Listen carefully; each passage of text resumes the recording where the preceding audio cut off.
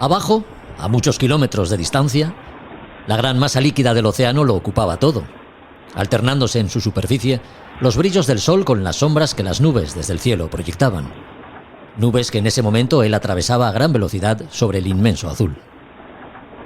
Al otro lado de la pequeña ventanilla podían verse dos minúsculos puntitos blancos con sus velas desplegadas, y un poco más arriba, enmarcado en el pequeño espacio de visión que el ventanuco le dejaba, la estela de un gran barco, un mercante cargado de contenedores.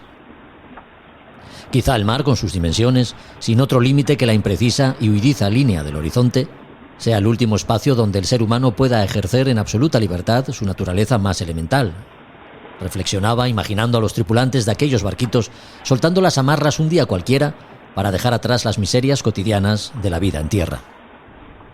De carácter imprevisible, el viento y el mar impondrían su ley sin atender a ningún criterio mundano ni racional, sin concesiones, sin contemplaciones. Implacables, entre aullidos y estruendos de espuma y agua salada, ambos elementos devolverían a quienes allá abajo estuvieran navegando a su insignificante condición de humanos que hasta en las peores condiciones, como marinos, serían dueños de su libertad. Eso pensaba cuando el avión sobrevolaba ya una enorme masa nubosa en dirección a aquella maldita ciudad que le mantendría encerrado, cautivo entre la ambición y la vanidad alimentadas a base de intereses ajenos. Y se preguntó si no estaría mejor a bordo de un barco.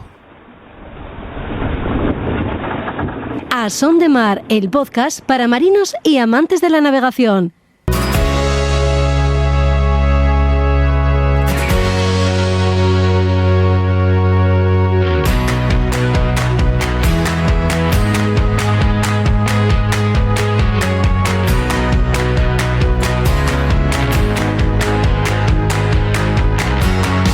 Hola a todos, ¿qué tal? Bienvenidos a otro podcast de A Son de Mar.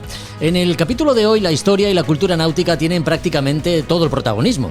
Sabremos más sobre la Real Armada de los siglos XVI al XVIII. Lo haremos con Guillermo Nicieza, médico, pero cuya pasión por la historia naval le ha llevado a estudiar en profundidad las armadas imperiales.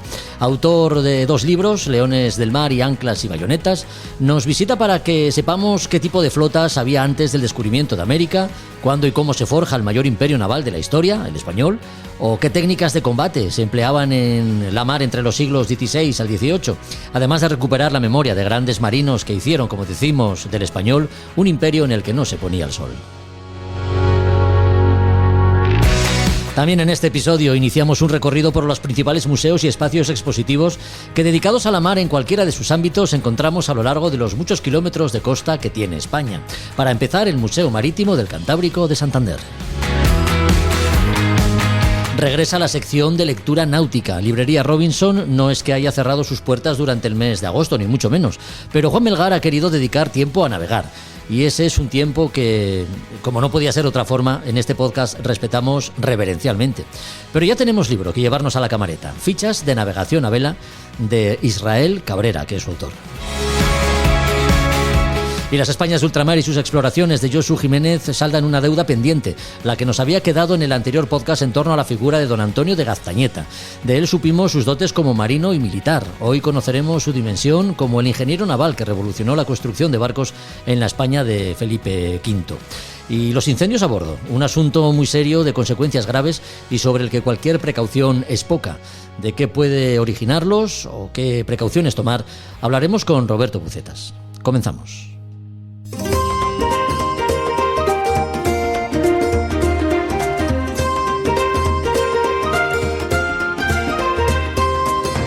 Los que nos seguís sabéis que la historia tiene buen encaje en este podcast. A través de las Españas de ultramar y sus exploraciones conocemos con Josu Jiménez en cada capítulo algunos de los nombres más representativos de nuestra historia naval. Hoy, además de contar nuevamente con esta sección, queremos dedicar algunos minutos más a un recorrido tan brillante como desconocido en algunos aspectos, como es el que llevó a España a convertirse en la mayor potencia naval de la historia durante al menos 2 siglos, 200 años, que se dice pronto. Nos sumergimos, por tanto, en la historia con mayúsculas de la mano de Guillermo Nicieza Forcelledo, joven médico de formación, pero a quien nuestra historia naval ha cautivado tanto como para llevarlo a publicar de momento 2 libros, Leones del Mar y Anclas y Bayonetas, 2 títulos que ahondan en el estudio de las armadas imperiales de los siglos XVI al XVIII. ¿Qué tal, Guillermo? ¿Cómo estás? Bienvenido, muy buenas.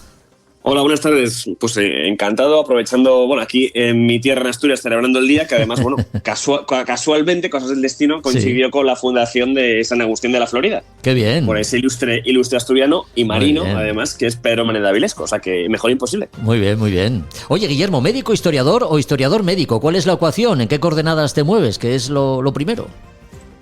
Bueno, una cuestión yo diría que es la parte de profesión, que sí que es la medicina en este caso, sí. Y luego la parte de, yo diría, de formación, ¿no? Que es lo que realmente se ha ido un poco por los, iba a decir por los cerros de Úbeda, pero más bien por las estelas del mar, ¿no? Sí. Que es la historia. Es una afición que, bueno, desde pequeño, que se me fue de las manos por hace unos cuantos años, y bueno, se ha convertido prácticamente en mi segunda profesión, si no, bueno, casi la primera incluso, ¿no? Porque al final el tiempo que le dedico a una y a la otra, pues bueno, ahí están las dos. Bueno, pues explotemos tu faceta como historiador, porque para eso te hemos llamado. Tu campo de estudio es básicamente la Real Armada de los siglos XVI al XVIII.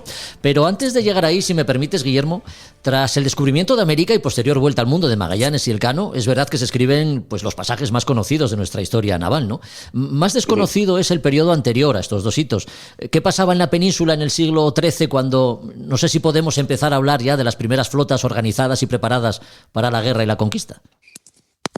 Sí, bueno, cuando hablamos de historia de España hay que tener en cuenta que, claro, la historia naval española es en general pues heredera, pues no solo de la época medieval, ¿no? Porque al final la época medieval a su vez también fue heredera fundamentalmente de la griega, la romana, la bizantina y demás, ¿no? Es decir, muy antigua. Entonces, claro, cuando presentamos, o se suele presentar muchas veces, ¿no?, la historia naval española, pues prácticamente como que nació en el descubrimiento de América, claro, dejamos muy de lado pues la parte medieval, que es realmente cuando se empezaron a organizar las grandes flotas, o más que flotas, digamos las armadas, ¿no? Porque ya se consideraban, pues bueno, armadas de guerra, es decir, pues bueno, conjuntos de naves construidos para el combate, con marinos muy bien adiestrados, con almirantes incluso, ¿no? Tanto los almirantes de Castilla como los almirantes también de Aragón. Y luego, pues bueno, también una cuestión que ahora estoy, pues bueno, personalmente investigando, que son las armadas de Al-Ándalus, que curiosamente son bastante desconocidas, pero también tuvieron mucha influencia, digámoslo así, ese intercambio, ¿no?, cultural entre árabes, ¿no?, o andalusíes, mejor dicho, y castellanos y aragoneses, con lo cual, pues bueno, una época muy interesante y, como digo, que realmente aglutinó pues muchísimos conocimientos náuticos muy antiguos. Ya. Bueno, pues una vez aclarado esto, primero Portugal, posteriormente España, una vez unificados los reinos de Castilla y Aragón, se lanzan en el siglo XV al descubrimiento de tierras de ultramar. ¿Es en ese momento cuando podemos empezar a hablar del despegue del imperio en el que no se pondría el sol?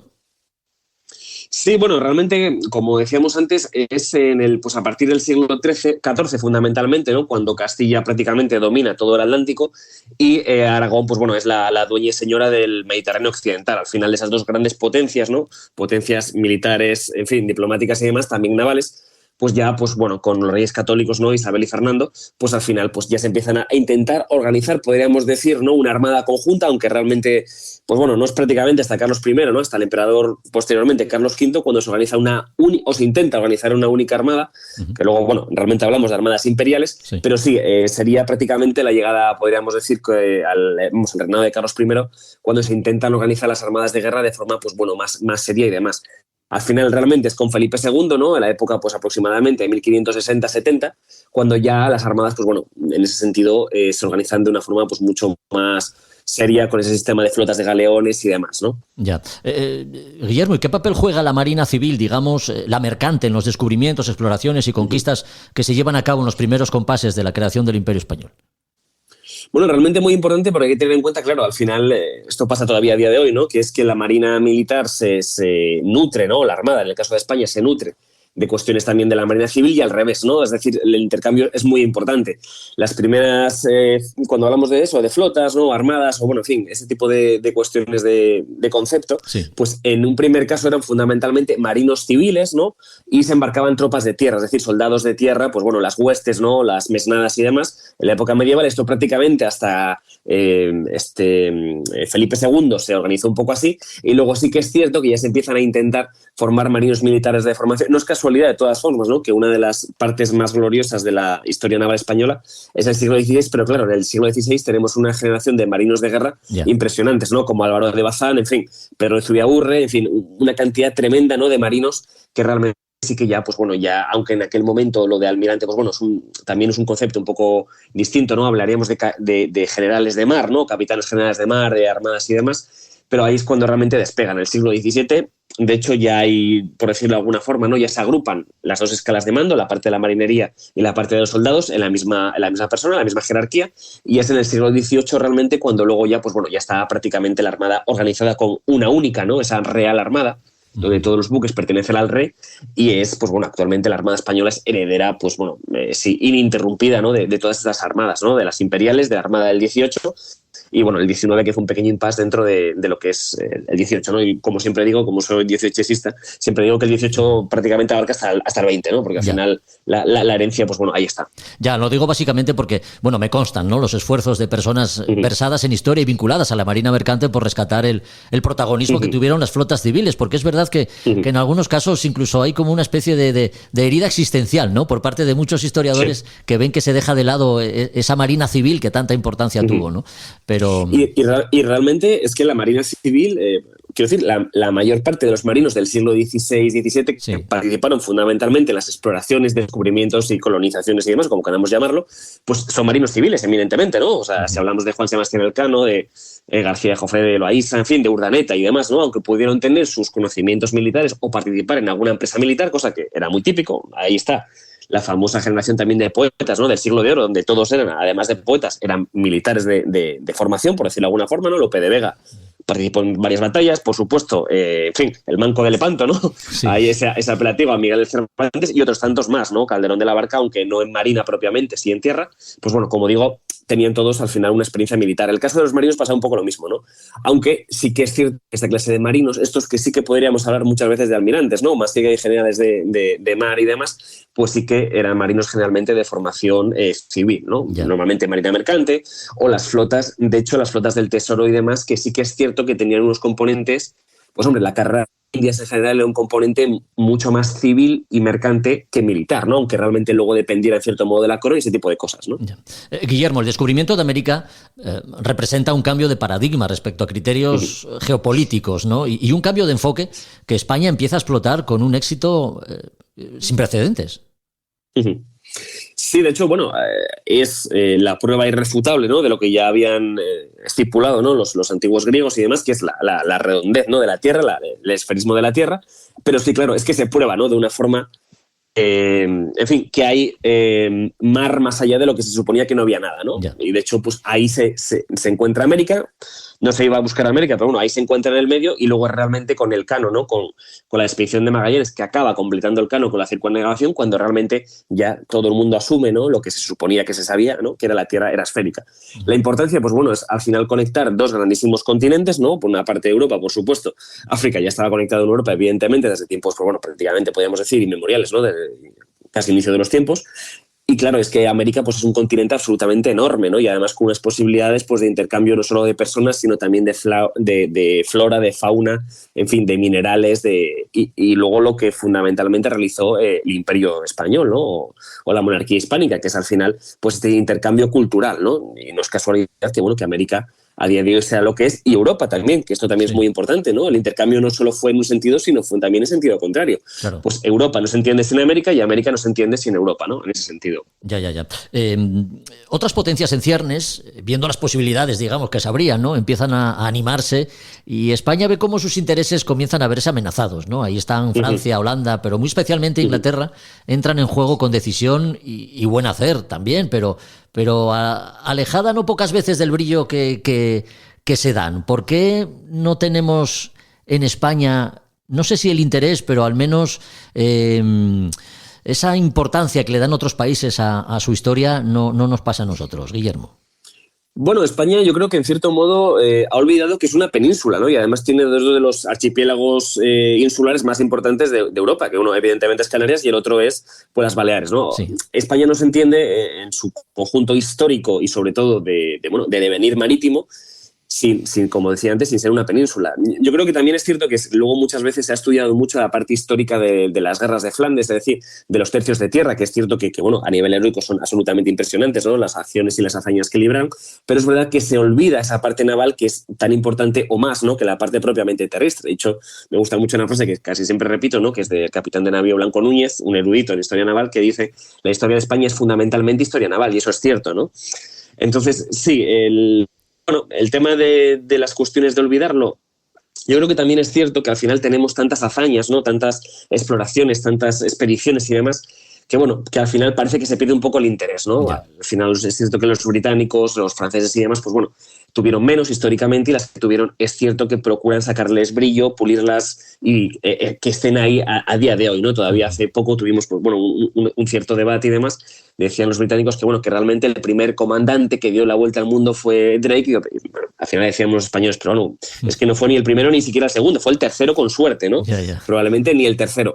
Entonces, claro, el problema es que Elcano es conocido, pero claro, Espinosa de los Monteros, Gonzalo Espinosa no es tan conocido, el capitán Espinosa no es tan conocido, García Gofe de Loaiza, Urdaneta son menos todavía conocidos que los anteriores, ¿no? Y sin embargo, pues bueno, el que al final consigue el tornaviaje conectando, sí, prácticamente 4 de los 5 continentes, pues es precisamente el tornaviaje de Urdaneta, ¿no? Unos años más tarde, prácticamente, pues eso, 30 años más tarde de la circunnavegación del Cano.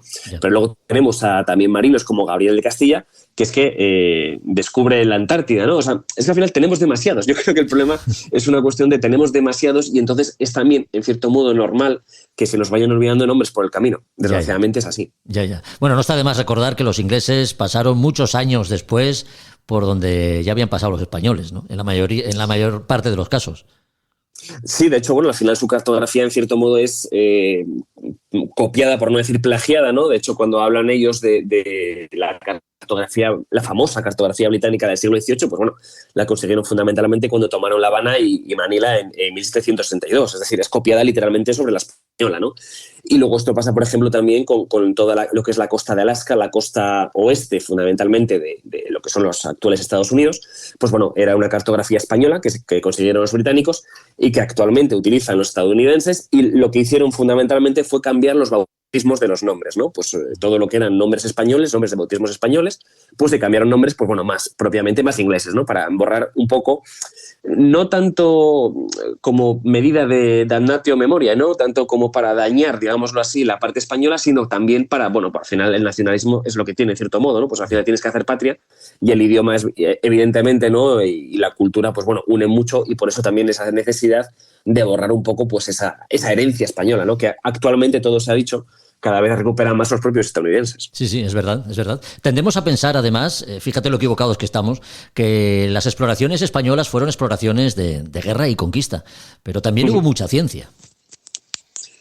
Sí, de hecho, bueno, yo diría que fue eminentemente científica, ¿no? La parte del siglo XVIII, desde luego, la Real Armada, que se llamó la Marina Ilustrada porque aparte de grandísimos oficiales de guerra, los marinos españoles eran grandísimos científicos, ¿no? Pues eran desde cartógrafos, en fin, había incluso biólogos, médicos, en fin, de toda clase de propiamente de expertos en materias muy variadas, ¿no? Muy variopintas. Pero es que también en los siglos XVI y XVII ocurría lo mismo.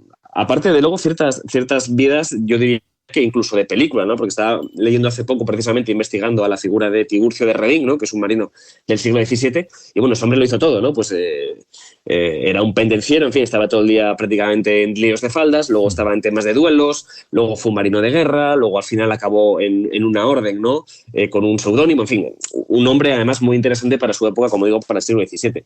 Pero también, como decía antes, habría grandísimos científicos, pues bueno, al final ahí está también Urdaneta, pues el propio Elcano, ¿no? También a su manera, y de hecho precisamente en las exploraciones españolas, aparte de la propia exploración o el propio descubrimiento, ¿no? De tierras y demás, pues había partes científicas muy importantes. Hay que tener en cuenta que precisamente con el derrotero, ¿no?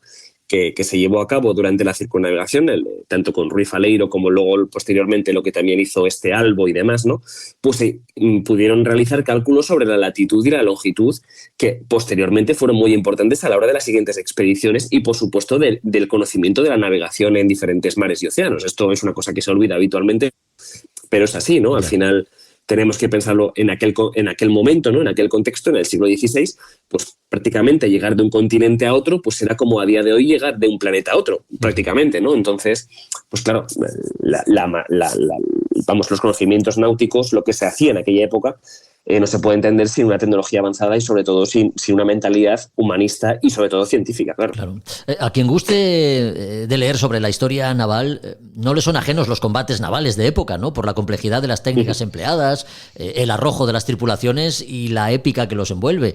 ¿Cómo era un combate naval en pleno siglo XVII? Pues bueno, yo diría que al final realmente diríamos que hasta la aparición del galeón como tal, ¿no? A mediados del siglo XVI, la mayor parte de combates navales eran muy parecidos, ¿no? De hecho, pues los buques se abarloaban, es decir, se ponían en paralelo y fundamentalmente saltaban infantes de un lado a otro, de una cubierta a otra y luchaban prácticamente como si fuera una batalla terrestre, básicamente, ¿no? Pero en vez de en la tierra, en vez de en un campo, pues se luchaba sobre las plataformas de madera que eran las cubiertas. En el caso de las galeras, como tenían un espolón en la parte de delante, ¿no? En la proa, pues se embestían unas a otras, en fin, funcionaba más o menos así. Sí. Yo diría que el gran salto en el siglo XVI se dio con ese diseño español, ¿no? Del galeón, un buque polivalente donde los haya, ¿no? A lo largo de la historia, que realmente, claro, consiguieron montar, si tenemos en cuenta que una galera de cierto tamaño, ¿no? Una galera real, podía tener unos, pues bueno, 9, 10, 11, 12 cañones, ¿no? Como mucho, además se montaban siempre en la popa o en la proa. De repente plantamos a tener galeones de 50, 60 y hasta incluso 100 cañones en algún caso, ¿no? Pues claro, ahí las batallas navales cambian muchísimo. Que de hecho, pues hasta el siglo prácticamente XX fue cómo cambió el combate, ¿no? Que ocurría un poco lo mismo, es decir, las dos escuadras o los dos barcos se ponían en paralelo uno con otro, pero en este caso sí que se cañoneaban, ¿no? Con esa gran cantidad de cañones que tenían, se hacían mella, en fin, se podían llegar a hundir incluso, y luego cuando ya se hacía mucha mella en el casco sobre la dotación, es decir, la gente que iba embarcada, pues ya se abarloaban, se pegaban uno a otro y había el combate propiamente de asalto, ¿no? El cuerpo a cuerpo propiamente. Que eso sí que el cuerpo a cuerpo, pues bueno, yo diría que no cambió prácticamente nada desde la época griega, ¿no? Podríamos entender, hasta prácticamente el siglo XIX. Ya. El conocimiento, no solo de la estrategia y las técnicas de combate, sino también de la navegación, de mover barcos tan complejos para encontrar la posición más ventajosa respecto al viento, dan una idea, Guillermo, de hasta qué punto las tripulaciones de la Real Armada dominaban todas las materias en el arte de marear. Sí, de hecho yo diría que había grandísimos tácticos, ¿no? De hecho, pues bueno, cuando se habla muchas veces de esa... Los británicos fundamentalmente dicen, ¿no? El Nelson Touch, ¿no? El toque de Nelson, ¿no? Eso de romper las líneas, intentar y demás. Bueno, esto Álvaro de Bazán en el siglo XVI ya lo había hecho, es decir, una cosa muy antigua y se hacía habitualmente, ¿no? Lo que pasa es que muchas veces, como ocurre, ¿no? Redescubrimos cosas en cierta época que ya se habían descubierto o ya se habían implementado o ya se habían estudiado siglos mucho antes, ¿no? De hecho, pues no es casualidad tampoco que al final, cuando vamos también a tácticas terrestres, pues al final se acaban estudiando, pues bueno, cuestiones de tanto de Julio César, ¿no? De Alejandro Magno y demás, que más o menos todo está ahí, ¿no? Desde prácticamente, bueno, no le hizo los tiempos, pero casi, ¿no? En cierto modo. Y a nivel marítimo pasa un poco lo mismo, ¿no? Al final, por los combates, las tácticas podían cambiar. Yo creo que al final lo que cambiaba fundamentalmente era la visión clarividente, ¿no? Del almirante en jefe o de los capitanes, ¿no? De los comandantes de cada buque, que sí que tomaban una decisión u otra, ¿no? O cambiaban de táctica de combate y demás, dependiendo un poco de la situación. Pero vamos, por lo demás, como digo, las tácticas de combate eran bastante conocidas y yo diría que hasta el siglo XX prácticamente, ¿no? Que es cuando se empezó a utilizar eso de cortar la T y demás, ¿no? Fundamentalmente, pues bueno, todos estos cañones, ¿no? Que van en torretas móviles, que se podían girar y demás, el resto de los combates navales eran muy parecidos realmente, ¿no? Guillermo, y como estudioso, historiador de la Real Armada, ¿hay algún marino que te atraiga especialmente, alguna figura especialmente interesante para ti? Bueno, yo diría, y aunque sé que es muy trillado, ¿no? Jorge Juan, seguramente porque es que además, como decía antes, era un hombre profundamente, pues bueno, complejo, ¿no? En todo lo que fue su vida. Pues bueno, además de director de la Escuela de Guardia Marinas de Cádiz en aquel momento, luego posteriormente se trasladó a San Fernando, la propia escuela, fue un erudito, ¿no? Un estudioso, en fin, realizó cálculos sobre el grado de meridiano, en fin, un hombre absolutamente extraordinario.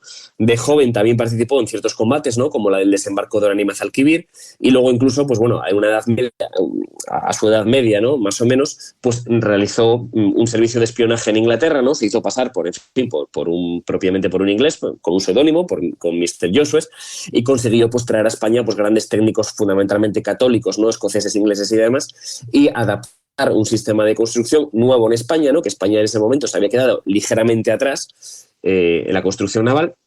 donde antes, en el sistema anterior, los ingleses copiaban a los españoles, pues bueno, en este caso los españoles copiaban a los ingleses. Cosas del destino, esto lo descubrió hace no mucho, como decía antes, capitán de navío también, Blanco Núñez, pues que resulta que los ingleses habían copiado a los españoles y los españoles estaban copiando lo que los ingleses habían copiado a los españoles. Entonces, esas cosas, ¿no? Estas pescadillas que se muerde la cola, pero como digo, bueno, la figura de Jorge Juan pues es interesantísima. De hecho, pues bueno, se le conoció como el sabio español, teniendo en cuenta que eso, que tuvo una vida absolutamente interesante y, hombre, y ojalá, pues bueno, si nos está escuchando algún cinéfilo, ¿no? Pues ojalá sí pudiera hacer alguna película sobre su vida, porque la verdad es que sería, vamos, francamente interesante. Pues que sepas que yo me llamo Jorge Juan. No llego al nivel pues del personaje, ni mucho menos. Pero sí que tengo el nombre como Jorge Juan. Leones del Mar y Anclas y Bayonetas son los libros que has publicado hasta el momento con la Real Armada de los siglos XVI al XVIII como protagonista. Un tema que para un investigador como tú debe resultar, no sé si inagotable por la cantidad de información que puedes llegar a manejar. ¿Cuál ha sido el proceso de documentación, Guillermo, para estos libros? Bueno, fundamentalmente yo lo que he estudiado en estos dos libros, aparte de, bueno, de ciertas introducciones y demás históricas, ¿no? Es el siglo XVIII, fundamentalmente.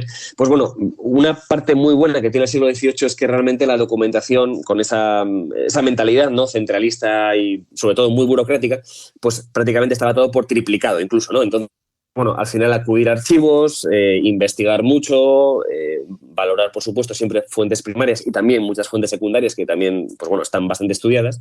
Y sobre todo intentar, pues bueno, ponerlo blanco sobre negro e intentar también hacer una tarea más bien divulgativa, ¿no? Porque al final creo que la mayor carencia que tenemos a nivel histórico en España no es tanto el estudio, ¿no? La erudición, que es verdad que existe y es muy buena, sino la parte de divulgación de atraer, ¿no? A las nuevas generaciones este tipo de historias y sobre todo también, pues bueno, ponerse un poco fácil a la gente que no necesariamente tiene por qué saber todos estos conceptos que en algún caso pueden ser realmente técnicos, ¿no? Sobre todo con el tema de la navegación, el tema de los buques, su construcción y demás, incluso en tácticas navales, ¿no? Entonces, bueno, yo diría que procuro centrarme en eso.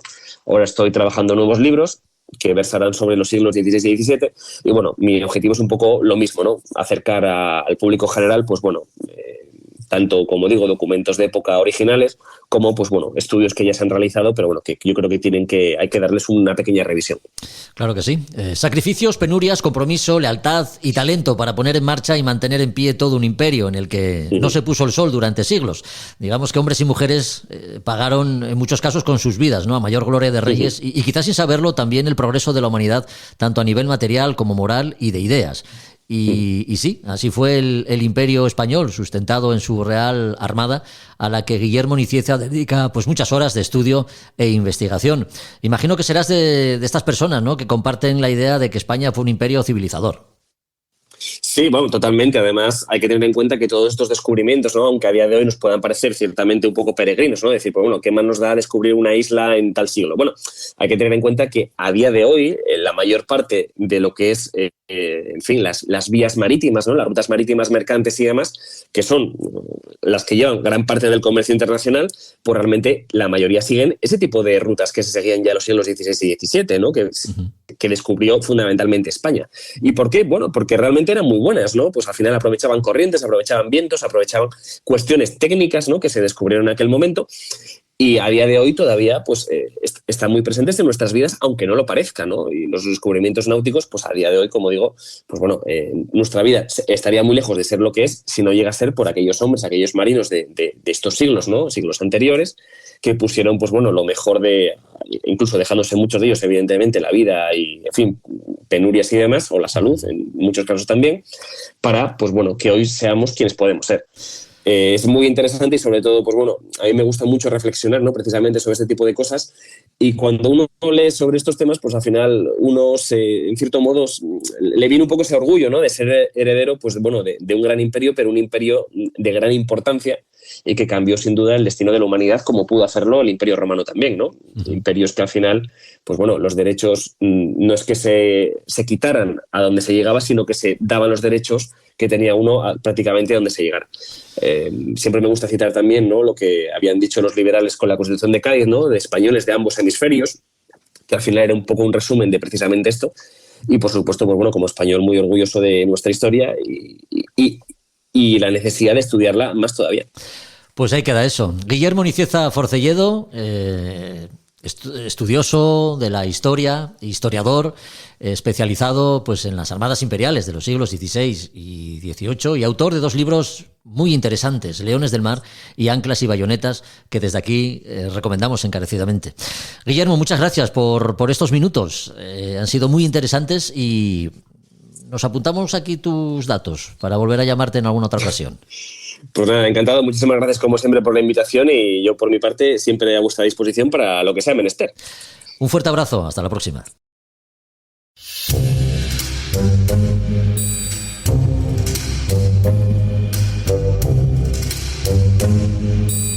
En A Son de Mar, historias del museo.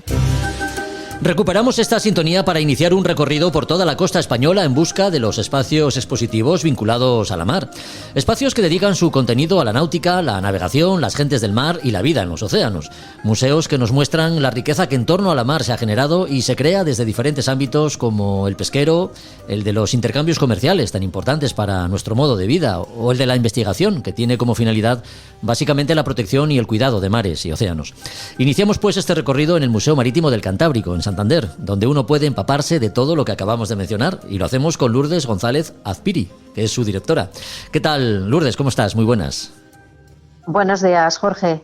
Mira, soy directora en funciones y subdirectora del Museo Marítimo del Cantábrico y la bióloga conservadora. Jolín. Lourdes, pues, si tuviésemos que fijar una fecha como antecedente de lo que hoy es el Museo Marítimo del Cantábrico, ese es el año 1907, cuando en una modesta construcción se alojaría la Estación Marítima de Zoología y Botánica Experimentales, lo que nos da una idea de la inquietud que hubo siempre en Santander por recuperar todo lo que se puede saber del mar Cantábrico, ¿no? Sí.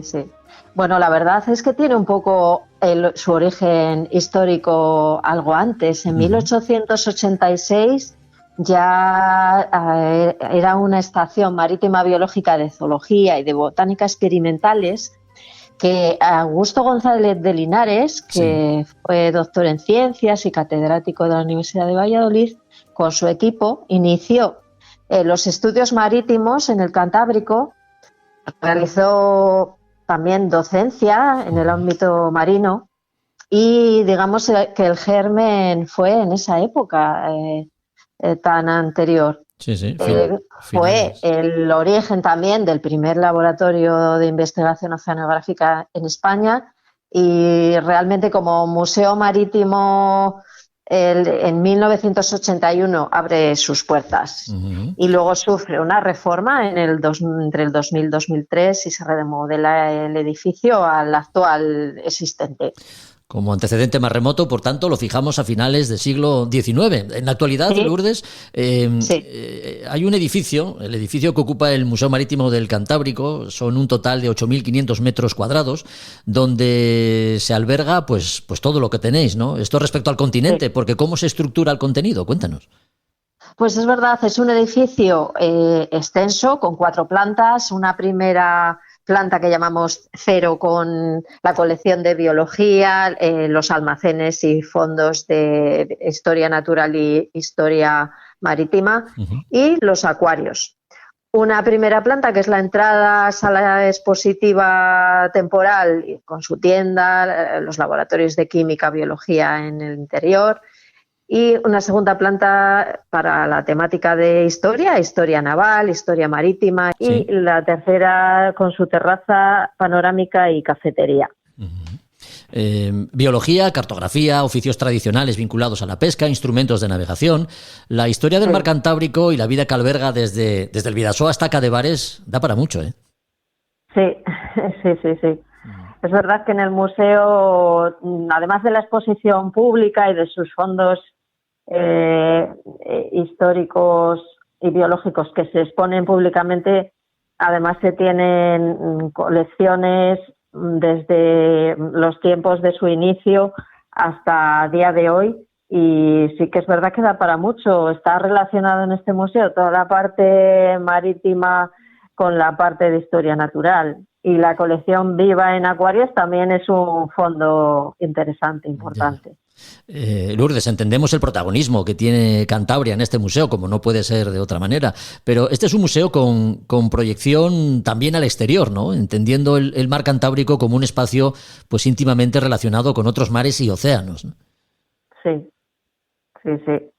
Es verdad que incluso nuestros fondos históricos y algunos de los que están expuestos hacen referencia pues a las expediciones, como la expedición histórica de Malaspina, hacen referencia a todos los estudios iniciales en el medio marino y sí, es verdad que la planta de historia ilustra muy bien el funcionamiento pues tanto de las pesquerías y sus pescadores en el Cantábrico, pues de maneras muy ilustrativas, con maquetas que están realizadas manualmente. Uh-huh. Se ven los métodos y artes de pesca que se puede entender muy bien, pues qué es un cerco, qué es un palangre, y realmente hasta maquetas con construcciones de embarcaciones nos ayudan a entender estas acciones y este uso humano del mar Cantábrico en el mundo, claro, realmente. Uh-huh.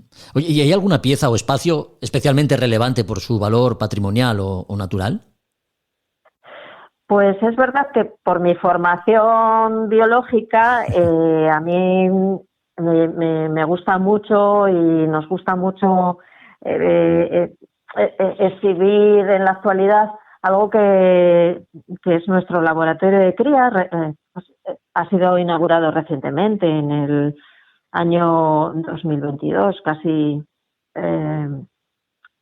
está relacionado con la cría y cultivo de medusas y peces, y el visitante puede ver diferentes fases de la cría y mantenimiento de las especies de medusa del Cantábrico y algunas otras especies de medusa muy, muy llamativas. Qué bueno, pues mira, ya me has contestado a la siguiente pregunta, porque iba a preguntarte por tu debilidad. ¿Es este espacio, por lo que me dices? Sí. Uh-huh. También es verdad que es un edificio realmente espectacular, con la observación panorámica que tiene de la bahía de Santander en su terraza, y además de poder ilustrarnos sobre especies, el espacio en sí y las prácticas que se han dado de pesca y pesquerías en el Cantábrico, bueno, podemos observar una bahía muy, muy bella, como es la de Santander. Sin duda, sin duda. Oye, ahora que me has apuntado a ese espacio en el que se cultivan y se crían medusas, por ejemplo, y con tu formación como bióloga, no sé si tienes opinión respecto a la cantidad de medusas que se han encontrado este verano en las playas, por lo menos de Asturias. Imagino que en Santander también ha ocurrido lo mismo. Sí, en todo el Cantábrico. Uh-huh. Y de hecho estamos viéndolas pues desde inicios del verano hasta finales del verano estaremos viéndolas. Vienen diferentes especies como la carabela portuguesa, otras especies menos conocidas pero muy llamativas porque son grandes, las Rhizostoma luteum, y realmente estamos en un medio marino que el ser humano está transformando, y que estamos transformando ya no solo nuestro medio marino, sino nuestro entorno en general, y cada vez tenemos temperaturas más altas en la tierra y eso afecta al mar también. Pues nos llegan especies que están ahí, uh-huh, pero que las altas temperaturas y también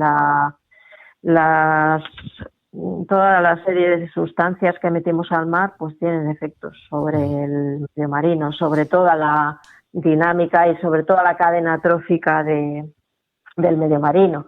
Y uno de los aspectos más relevantes es que realmente las medusas forman parte de la alimentación de tortugas, de peces, de muchas de las especies de peces. Si nosotros sobrepescamos algunas especies, pues cada vez tienen menos depredadores también las medusas. O sea que hay muchas variables que afectan a que cada vez nos lleguen más medusas, pero en buena medida el ser humano tiene bastante que ver. Desde luego, son las especies animales, ¿no?, las que de alguna forma nos empiezan a alertar de que algo no funciona del todo bien. Bueno, sí, pues son indicadores. Sí. sin duda, sin duda. En la avenida Severiano Ballesteros de Santander, entre Puerto Chico y el Palacio de la Magdalena, se encuentra, como decimos, el Museo Marítimo del Cantábrico, un espacio en el que pasar horas recreándose en la riqueza que el mar Cantábrico arroja desde todos los puntos de vista, histórico, patrimonial o natural. Así que si deseáis más información, en vuestro navegador de internet encontraréis todos los datos de utilidad, algunos de los cuales pues hemos comentado ya con Lourdes González Azpiri, subdirectora y ahora directora en funciones, como nos apuntaba ella.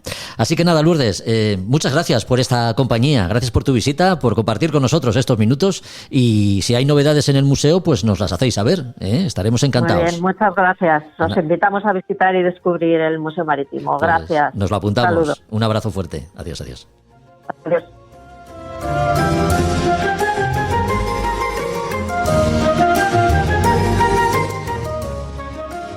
A Son de Mar, el podcast de Jorge Uría.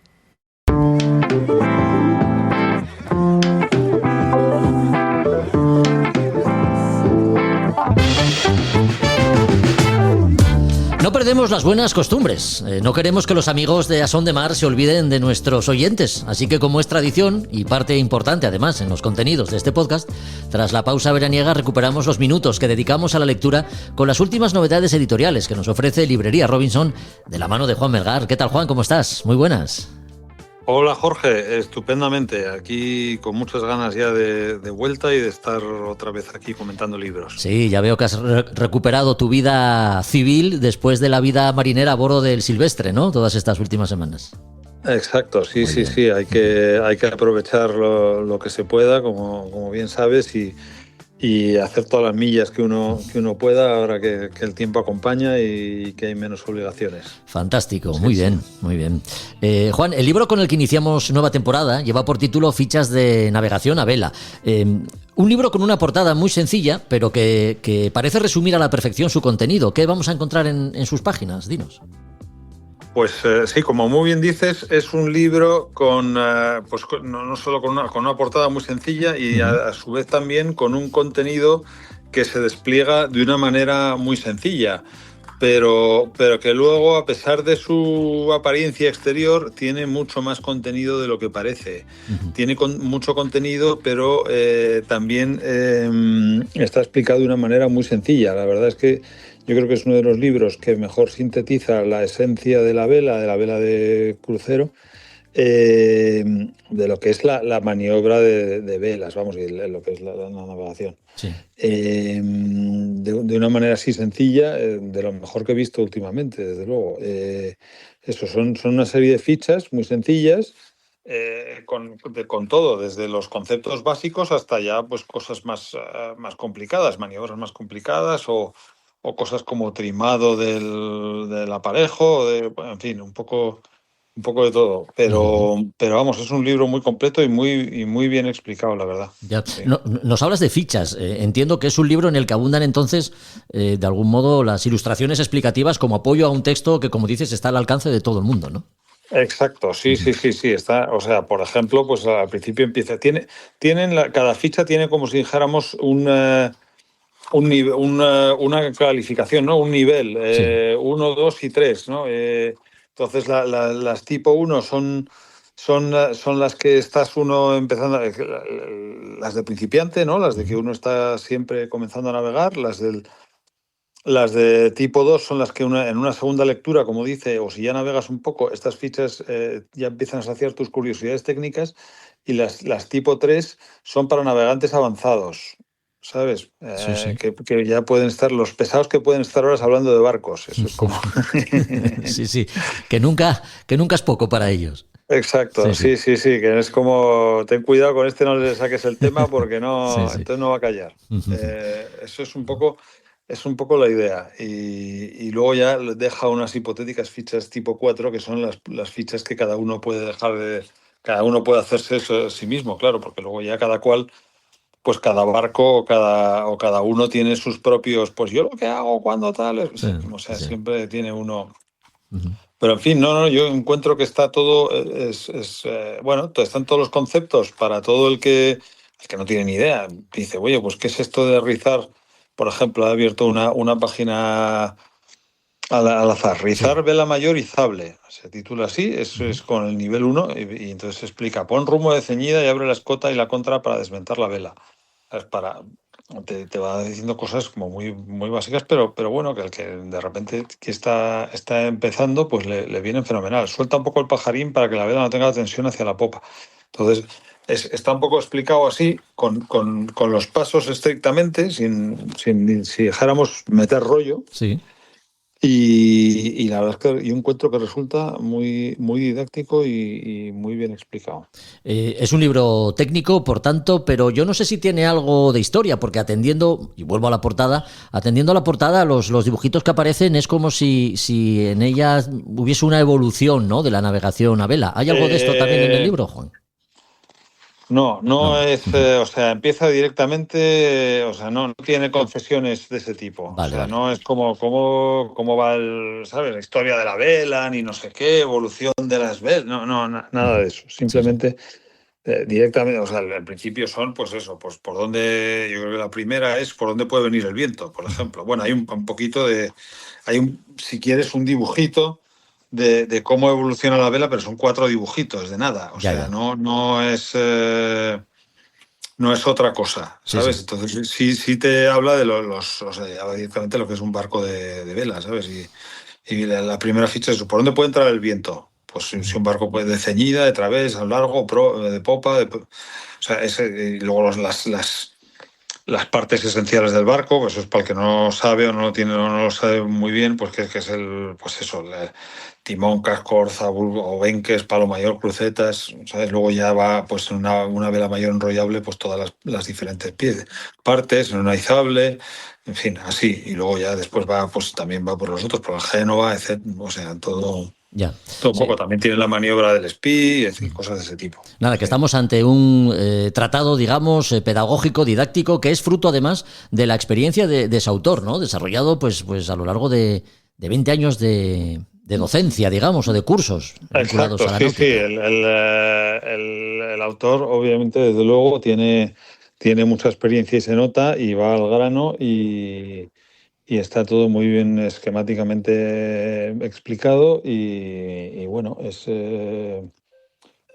novedades de este tipo, la verdad, que bueno, ojalá lo tuviéramos más, pero de lo que ha salido últimamente es de lo que más nos ha gustado. Israel Cabrera es su autor, recordemos el nombre, un experto navegante que lleva además empleándose a fondo, ¿no?, a diferentes niveles, en regatas, travesías, traslados de barcos, en fin, cursos, como decimos. Sí, muchas millas. Muchas millas, a cuesta. Sí.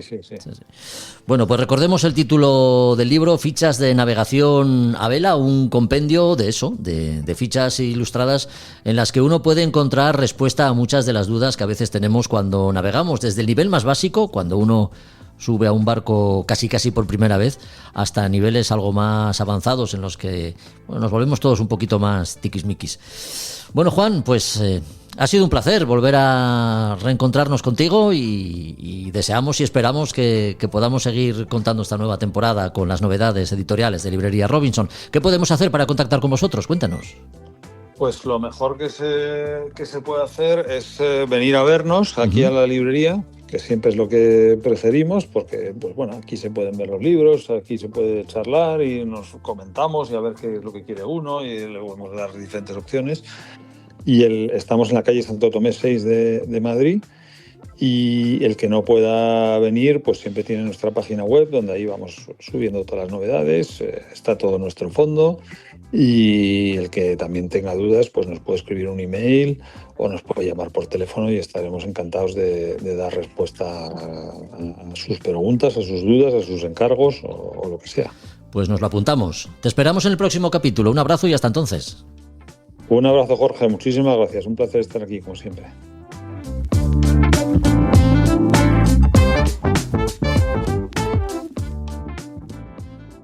A Son de Mar, la náutica en un podcast.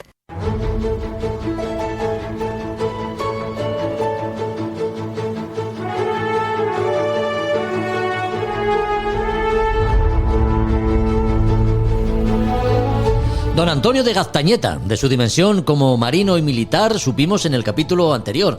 En este queremos saber más de su talla como ingeniero naval, cuyas innovaciones técnicas condicionaron muchas de las construcciones navales en el siglo XVIII. ¿No es así, Josu? Cuéntanos. Muy buenas, así es. La primera parte os conté un poco de su reseña marina y militar, y ahora pues un poquito pretendo contar un poco su gran aportación, ¿no? Y comienzo con Antonio Gaztañeta, que no había dicho antes que nació en Motrico, que años después nació otro gran marino que fue Churruca, el brigadier. Pues Antonio Gaztañeta nació en Motrico y, aparte de marino y militar, fue ingeniero naval. Trascendió principalmente por su gran aportación a la construcción naval. Innovó y fue un precursor en el campo de la construcción naval, sobre todo por su enfoque científico. Yo os puedo decir que escribió sus 3 obras fundamentales: El arte de fabricar reales, que, como dije la otra vez, reales son los buques, los navíos militares. Otro, como era la proporción de las medidas arregladas a la construcción de un bajel de guerra de 70 codos de quilla, y las proporciones de las medidas más esenciales para la fábrica de nuevos navíos y fragatas de guerra. Con esas obras y la práctica que desarrolló sobre todo en los astilleros cántabros y vascos, permitieron racionalizar la fabricación de navíos en los astilleros y sentó las bases de la construcción naval a lo largo de todo el siglo XVIII, el gran siglo de la Real Armada. Tuvo una influencia enorme en la arquitectura naval del siglo XVIII, modificó las medidas, la traza de los navíos de combate. Muchos de los elementos aportados por Gaztañeta serían y fueron copiados por ingleses y holandeses. En 1600, ya comienza un poco, ¿no? Empieza en 1687, cuando, por orden de Carlos II, se traslada a Colindres, en Cantabria, y dirigió la construcción de la Capitana Real. Y en esos años escribe el primer gran tratado, El arte de fabricar reales. Y ya en 1702, con la muerte de Carlos II, fue nombrado superintendente por Felipe V de fábricas y plantíos en la costa cantábrica, en la que se le encargó a Gaztañeta la gestión de los astilleros, las plantaciones de madera en Cantabria. Así, Gaztañeta realizó la construcción naval en el astillero de Guarnizo y se dio cuenta de que había que crecer, con lo que ordenó su traslado a otra ubicación cercana. Y para los cántabros que nos escuchen, en esa ubicación surgió un nuevo pueblo que, con el paso de los años, se convirtió en astillero, que todo el mundo conocerá. Y eso se puede considerar a Gaztañeta como su fundador, aunque no lo fuera, digamos, pero realmente fue el promotor. De ahí fue al País Vasco, dirigió las construcciones de nuevos barcos en Zorroza, que está en la ría de Bilbao, en Pasajes y en Orio. Destacó galeones como el Salvador de 66 cañones y 6 navíos ya empezó con sus cambios revolucionarios, en el cual se encargó además también de la defensa de los puertos vizcaínos ante todos los riesgos de invasión que había en la Guerra de Sucesión. A partir de ahí tuvo su segundo gran tratado, que se llama La proporción de las medidas arregladas a la construcción de un bajel de guerra de 60 codos de quilla. Con esas nuevas aportaciones hizo la redistribución de pesos en cubierta, dio mayor estabilidad a los navíos. Con sus cálculos matemáticos sobre el calado, adecuó al navío, que le permitió que la línea de cubierta inferior estuviera a mayor altura de la hora viva, y con eso le permitió su uso en combate en mayores situaciones que antes no permitía la meteo. A partir de ahí, cambió los cálculos, cambió el estándar de trabajos de cálculos basados en el 1 como valor de la manga, 2 como valor de la quilla y 3 como valor de la escora, que era lo que funcionaban en todos los astilleros de la corona. Cada astillero, como digo, funcionaba un poco también, hacía sus barcos un poco como lo decía el ingeniero o el maestro, carpintero, quien fuera allí, el que diseñaba y hacía trabajar un poco la construcción de ese navío. Con esto, él cambió, por ejemplo, la relación entre eslora y manga era 3,6. 5 sextos el valor de la quilla frente a la eslora, es decir, la quilla algo menor que la eslora. Tuvo bastantes detractores que decían que la eslora tenía que ser con la quilla igual y además tenía que dar las medidas como la de los mercantes, que era lo que se hacía anteriormente.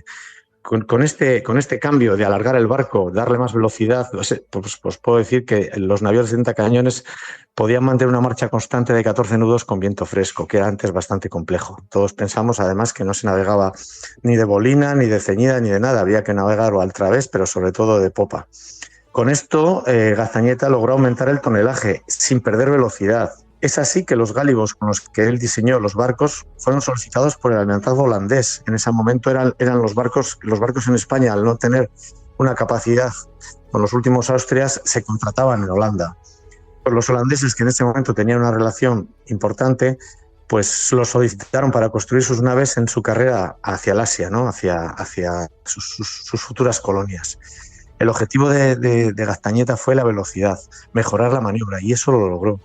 Aumentó la eslora más de lo que usualmente se mantenía en el conjunto de las potencias del momento. Logró que los barcos fueran más rápidos, y las proporciones de las medidas, estableciendo unas proporciones de las medidas, logró y pretendía, y lo logró en cierta manera por primera vez, normalizar y sistematizar la construcción naval española, que hasta ese momento, como os he contado, pues no existía un estándar, una sistemática común para luego poder clasificar después los navíos como se clasificaron del 1 al 6, ¿no? En sus categorías.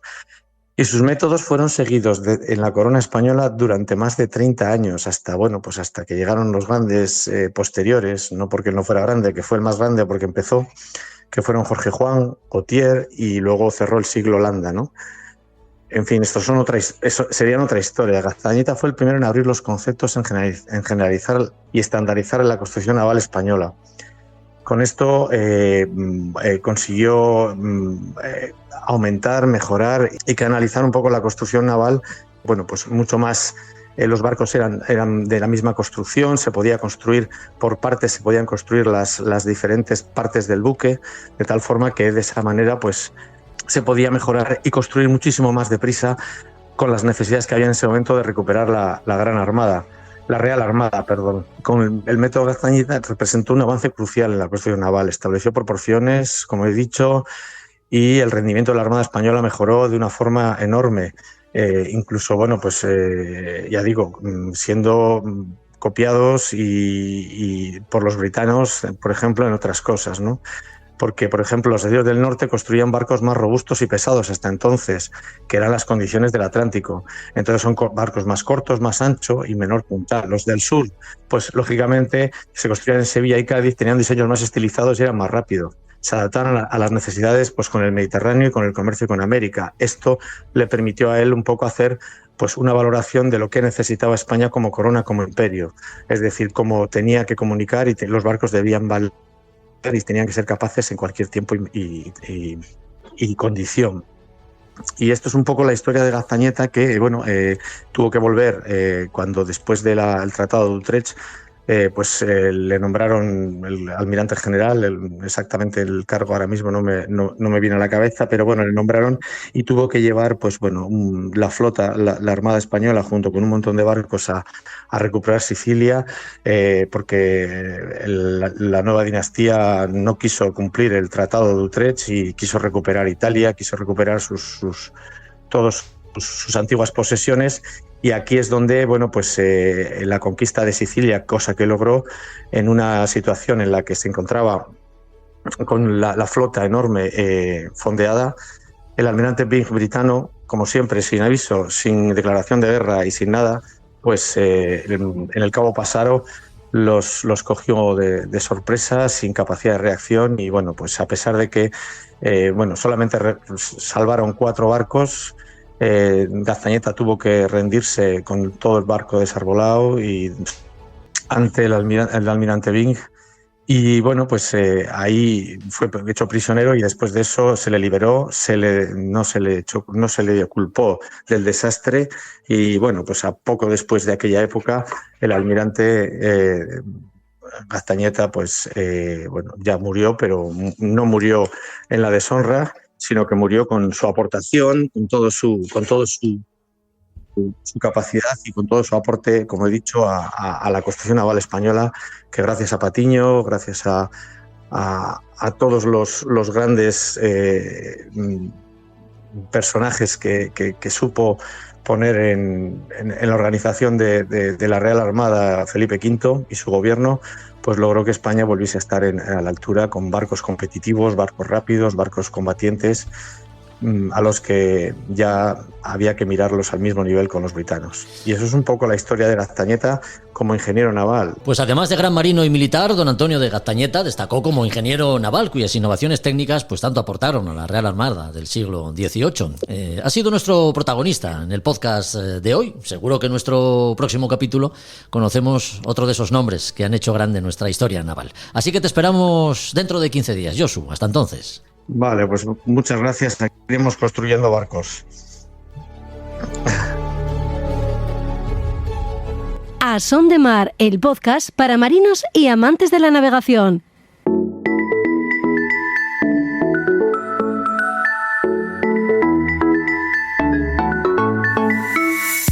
Las emergencias que pueden vivirse a bordo son variadas y con origen en causas muy diversas. No sé, un accidente que se salde con algún herido, una vía de agua, la rotura de algún elemento imprescindible para el gobierno del barco y también un incendio. De eso hablamos los próximos minutos, de qué puede originar un incendio a bordo y cómo actuar en caso de vernos en una situación grave como esa. Roberto Bucetas, muy buenas. ¿Qué tal, Jorge? Buenos días. Un incendio a bordo puede convertirse en una situación, Roberto, una situación realmente traumática que revista cierta gravedad. ¿Cuáles son las causas más habituales que se encuentran en el origen del fuego en un barco? Bueno, quizás sí la emergencia más importante que se pueda generar a bordo de un barco, bueno, todas pueden llegar a tener cierta gravedad, pues sí, el incendio puede ser la que puede desencadenar incluso la pérdida del propio barco, con lo cual sí que estamos hablando de una emergencia que puede ser grave y muy grave. Sí. Pues podemos tener, bueno, lo que hablamos siempre en cuestiones de emergencias y cuestiones de seguridad, prevenir para evitarlo, siempre intentar prevenir, porque bueno, una vez que tenemos el incendio declarado a bordo, bueno, la rapidez es lo más importante y es tarde, muchas veces puede llegar a ser tarde, ¿no? Ya. Pues bueno, tenemos que prestar atención a los lugares de riesgo que podemos tener a bordo y en esos lugares, bueno, prestarles la debida atención. ¿Cuáles pueden ser esos lugares? Se puede decir, hay estadísticas en que dicen que el 50% de los incendios que se producen a bordo tienen un origen eléctrico. Así que todo el tema de instalación eléctrica a bordo puede ser uno de los puntos neurálgicos o los puntos claves para evitar un incendio. Cuadros eléctricos, aislamiento, instalaciones defectuosas y a veces sobrecalentamiento, bueno, exigirle demasiada potencia a lo que sería la instalación que tenemos a bordo por consumo, ¿no? Y sobrecalentamiento. Eso puede ser un lugar. Bueno, y el resto de los incendios, el 45% restante, podemos decir que un porcentaje muy alto son de origen en la sala de máquinas. Combustibles, temperaturas, pueden generar ahí problemas dentro. Aparte, bueno, podemos ver un poco todo el tema de instalar baterías, podemos meterlo incluso dentro de la parte eléctrica, cargadores de baterías, demás, puede generar problemas.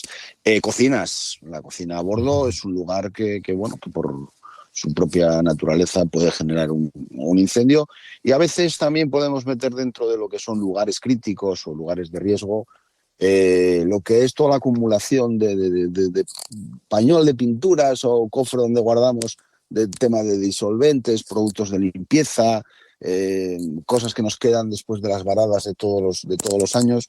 Puede ser un lugar que puede ser crítico, ¿no? Ya. Al fuego hay que añadirle, Roberto, el peligro que supone también la inhalación de humos altamente tóxicos que pueden producirse, sobre todo teniendo en cuenta que en una embarcación los materiales que se emplean para su construcción son por lo general pinturas, resinas y plásticos que al arder desprenden también malos humos, ¿no? Sí, está claro. Lógicamente, una vez que se ha declarado el incendio, pues va a generar pues gases que son muchas veces asfixiantes y tóxicos muchas veces también, ¿no? Entonces, bueno, pues hay que tener que una vez que se ha declarado el incendio, pues hay que prevenirse contra estas circunstancias, ¿no? También se puede hacer, bueno, una clasificación de lo que son los incendios. Bueno, estaría declarado dentro de los incendios de clase A. Bueno, clase A serían aquellos incendios de materiales sólidos o clase B, incendios de materiales o combustibles líquidos, ¿vale? Que a bordo del barco vamos a encontrarnos. O gases, incendios de clase C, y tenemos también incluso incendios de clase D, que serían aquellos metales combustibles, ¿no?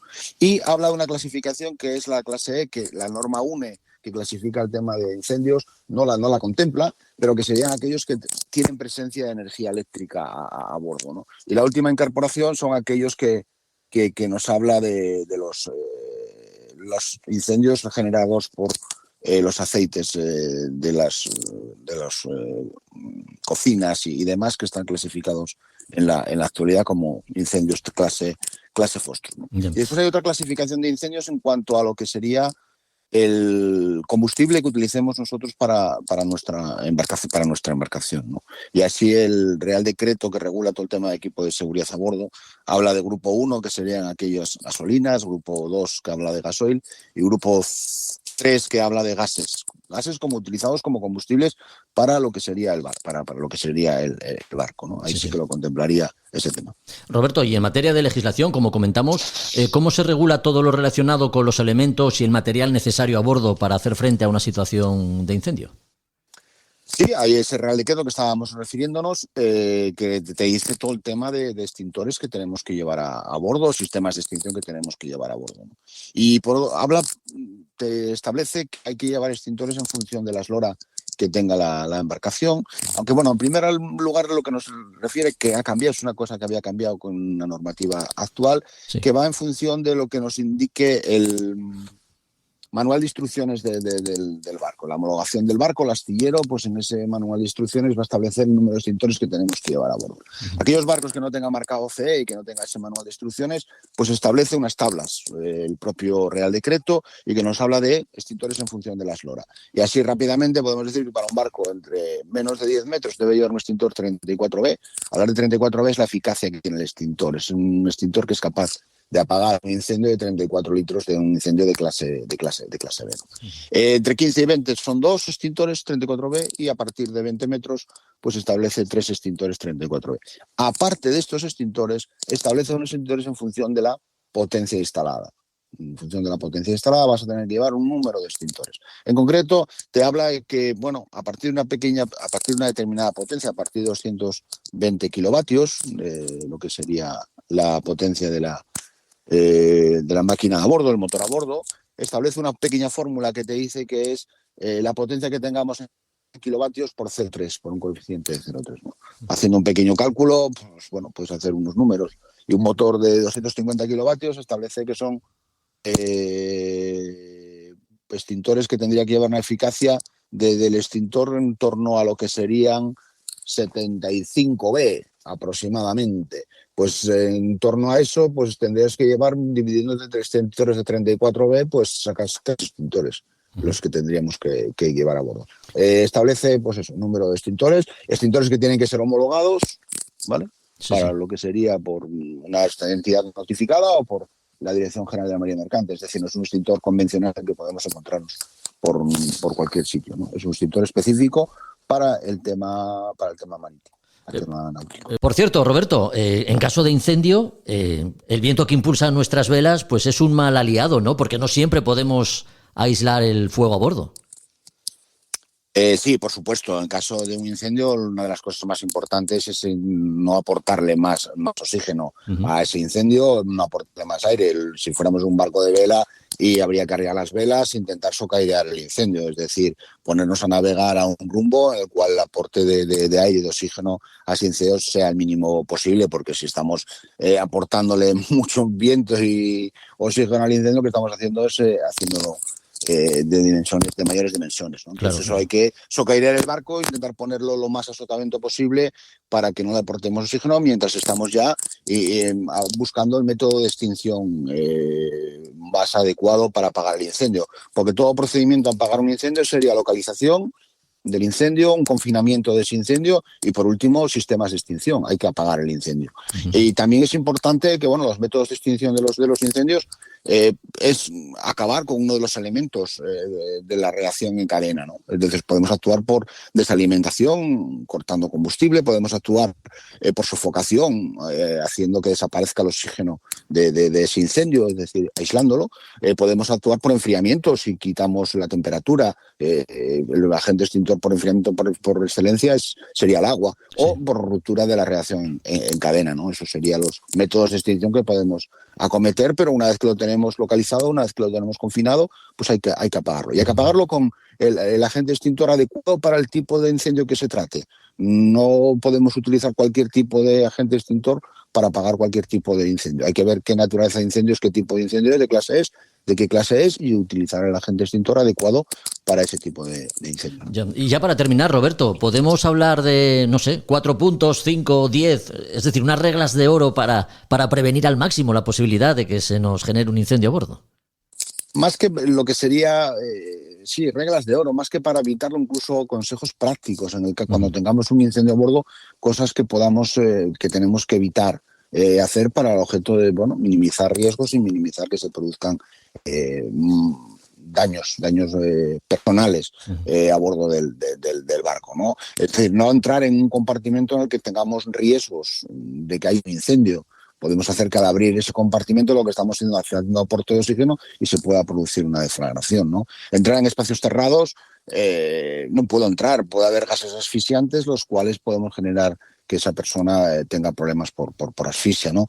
Desconectar los motores o arrancar un motor, antes hay que comprobar que no haya gases explosivos. Muy típico, explosiones en barcos una vez que se está haciendo consumo. Combustible, a un pequeño derrame de gasolina en un motor, ponemos a arrancar el motor y puede producirse una deflagración, producirse una explosión. Hay cientos de casos por estas circunstancias, ¿no? Desconectar la energía eléctrica cuando hay un incendio a bordo, cortacorrientes, quitar la energía eléctrica a bordo es una regla de oro, ¿no? No utilizar agua en incendios eléctricos, es evidente, porque puede producirse que una persona puede quedar electrocutada. Socaer el incendio, ya lo hemos comentado, dirigir el extintor a la base de la llama. Si no es posible sofocar el incendio, pues el único remedio que nos quedará será abandonar el buque. Ya, como última opción, desde luego. Bueno, la atención cuando navegamos pues ha de estar puesta en infinidad de aspectos, ¿no? También en los detalles más pequeños que pueden tener graves consecuencias a bordo. Es el caso de un uso indebido de la cocina en el intento de hacer una comida especial que se nos puede ir de las manos, por ejemplo. La barbacoa es también un lugar, una situación de riesgo. La barbacoa que se quede en la canción del verano. Un cigarro mal apagado tampoco es un asunto menor. Bueno, pues al margen de todo aquello, ¿no?, que tenga que ver con el correcto mantenimiento, como hemos comentado, del cableado eléctrico o el motor, y que puede hacer saltar la chispa que origine, como decimos, un incendio. Pues de ello hemos hablado con Roberto Bucetas, a quien agradecemos una vez más su participación en este podcast y emplazamos al siguiente capítulo, Roberto. Así que te esperamos dentro de 15 días. Nada, gracias a vosotros, un fuerte abrazo. Un abrazo. Pues hasta aquí otro podcast de A Son de Mar. Tenemos nueva imagen, nuevo logotipo que podrás ver a partir de ahora en todos los soportes que manejemos, tanto en las diferentes plataformas de audio como en Instagram y Facebook. Pues mira, agradeceríamos vuestra opinión. ¿Qué os parece? ¿Qué os evoca? O simplemente si os gusta. Recuerda también que puedes compartir los contenidos de este capítulo si te han parecido interesantes y que volvemos en 15 días con más material náutico. Hasta entonces, adiós.